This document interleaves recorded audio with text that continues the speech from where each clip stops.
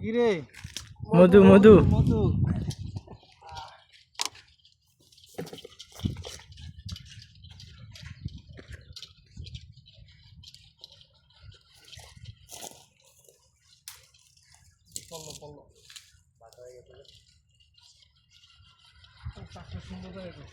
একবার সুন্দর একটা জায়গা চারটা হয়েছে।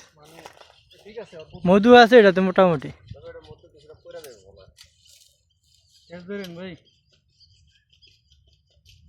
নিচে বললো তো একবার আমাকে উপরে বলবো